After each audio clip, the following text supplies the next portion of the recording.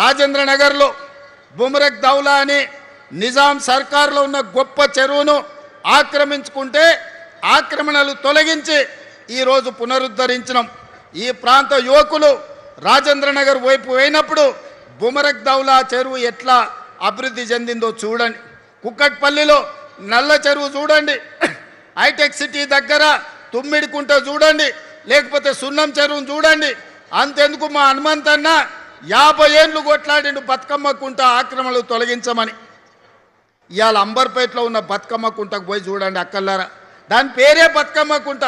వెనకటికి ఆడబిడ్డలు బతుకమ్మ ఆడి బతుకమ్మల్ని ఆ కుంటలో వదిలేటోళ్ళు.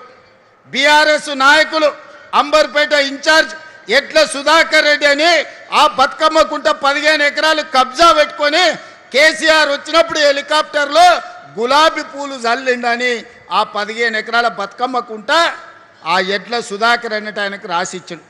వాళ్ళ తాత జాగీరా రాసి అని కానీ నేను అడుగుతున్నా. ఆడబిడ్డలు బతుకమ్మలు ఆడుకొని బతుకమ్మ ఈనాడు నిర్దాక్షిణ్యంగా ఆ అక్రమార్కుల పని బట్టి ఈనాడు బతుకమ్మ కుంటను పునరుద్ధరించడం. గొప్ప గొప్ప వ్యక్తులు గండిపేట హిమాయత్ సాగర్ను ఆక్రమించుకుంటే వాటన్నిటిని తొలగించే ప్రయత్నం చేస్తున్నాం.